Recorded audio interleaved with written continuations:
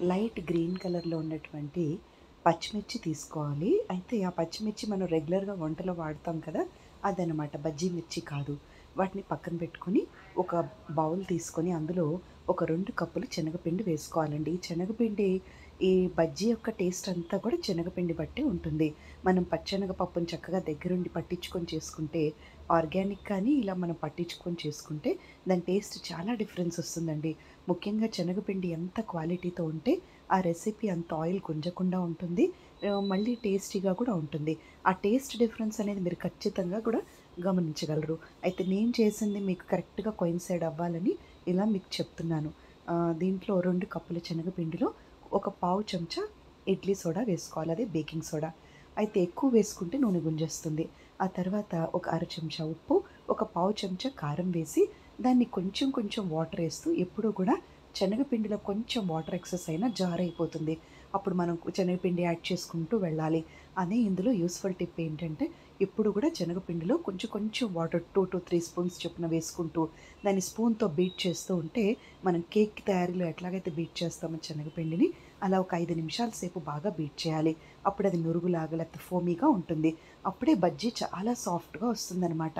మనం ఈ లోపల స్టవ్ మీద పాన్ పెట్టుకొని కొంచెం ఆయిల్ యాడ్ చేసుకొని, ఆ మూకుడు కనుక లోతైందనుకోండి నూనె ఎక్కువగా పట్టదనమాట.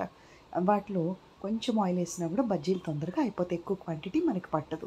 అయితే పై వరకు వేయాల్సిన అవసరం లేదు. చాలా కొంచెం క్వాంటిటీలోనే బజ్జీలు చక్కగా చేసుకోవచ్చు. అయితే ఈ పచ్చిమిర్చి ఏదైతే ఉందో దాన్ని కొద్దిగా డిప్ చేసి ఈ బజ్జీ శనగపిండిలో బజ్జీలు వేయాలి. ఆ తర్వాత అవి మీడియం ఫ్లేమ్‌లో అయితేనే మనకి మాడకుండా వస్తాయన్నమాట. హై ఫ్లేమ్‌లో అయితే పైన మాడిపోతుంది. లోపల మిర్చి కానీ, బజ్జీ కానీ ఉడకదు. సో, ఎప్పుడూ కూడా లో ఫ్లేమ్ మళ్ళీ నూనె గుంజేస్తుంది.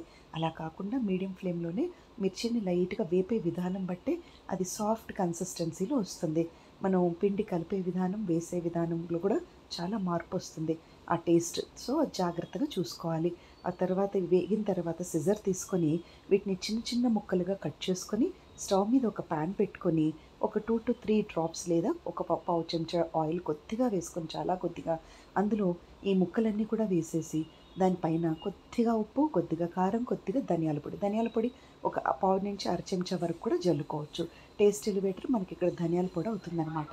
అయితే బాగా వేగిన తర్వాత మనము ఒక పక్కన పెట్టుకొని కొద్దిగా టమాటా ముక్కలు, ఉల్లిపాయ ముక్కలు, కొద్దిగా కొత్తిమీర అన్నీ కూడా దీని మీద జల్లుకొని చక్కగా వేయించిన పల్లీలు ఒక పావు కప్పును యాడ్ చేసుకుంటే, దానిపైన తినేటప్పుడు మాత్రమే అంటే బజ్జీ చల్లారాలండి. వేడి మీద ఏస్తే చేదొస్తుంది.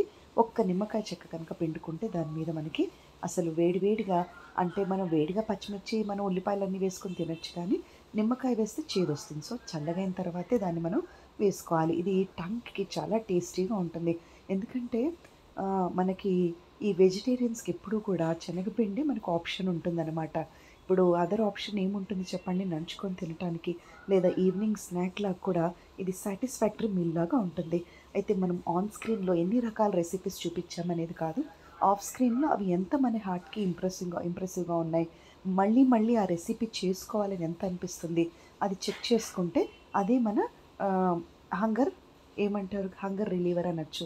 మనం కొన్ని కొన్ని మనం తిన్నా కూడా ఎంత తిన్నా కూడా ఆకలి తీరనట్టుగా ఉంటుంది. అలా కాకుండా ఇలాంటివి టంగ్‌కి సాటిస్ఫాక్షన్ ఇచ్చేయి అప్పుడప్పుడు చేసుకోవడం వల్ల మనం హ్యాపీగా గూడా ఉంటాం. అయితే పచ్చి ఉల్లిపాయల కాంబినేషన్‌లో కొద్దిగా కొత్తిమీర, ఆ తర్వాత ఇలా టమాటా ఒకవేళ మెత్తపడుతుంది బజ్జీ అనుకుంటే స్లైసెస్‌గా గూడా కట్ చేసుకొని తినొచ్చు.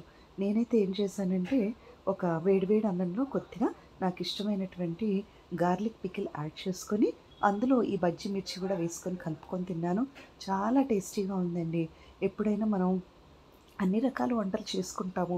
కానీ మనకు ఓపిక లేనప్పుడు కొంచెం మనకి కంటిన్యూయస్‌గా రోజు హోమ్ ఫుడ్ కుక్ చేయాలన్నా కూడా డిఫికల్ట్ కదా! మనము ఇక్కడ ఒక యూజ్‌ఫుల్ టిప్ ఏంటంటే, మీకు బాగా నచ్చిన టేస్ట్ ఏంటో ఒకటి మీరే సెలెక్ట్ చేసుకోవాలి. అది ఇంపార్టెంట్ అనమాట. దాన్ని రెగ్యులర్‌గా మనం రిపీట్ చేసుకోవచ్చు. Please subscribe my channel.